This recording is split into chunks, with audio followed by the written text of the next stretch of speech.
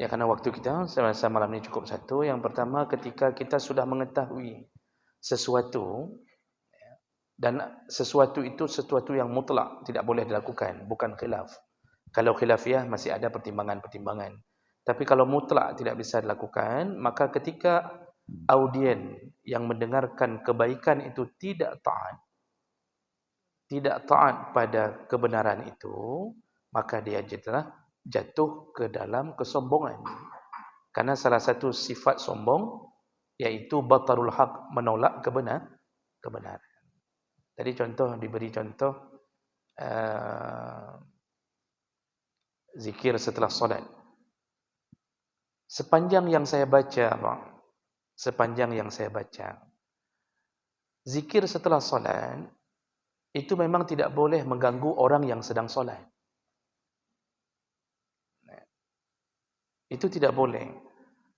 Bukan tidak boleh mengangkat suara. Karena kalau mengangkat suara, saya sudah pernah bilang di mana-mana saya bilang, tidak selamanya mengangkat suara berzikir itu diharamkan, tidak.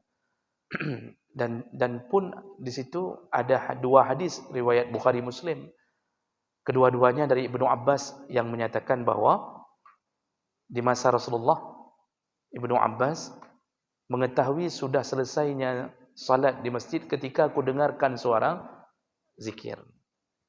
Lalu Ibnu Abbas juga yang mengatakan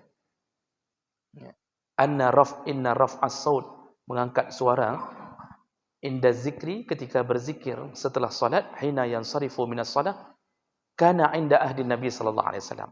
Mengangkat suara ketika berzikir salat itu sudah ada dari zaman Nabi sallallahu alaihi wasallam. Hadis riwayat Bukhari Muslim.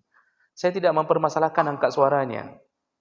Artinya boleh, tapi yang tidak boleh ketika berzikir mengangkat suara mengganggu orang yang sedang melakukan kewajiban. Orang masbuk itu kan sedang menyelesaikan kewajiban.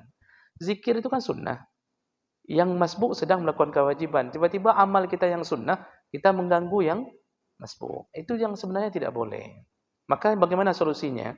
Ya kecilkanlah. Artinya jauhkan dari mulut. Bukan kasih kode.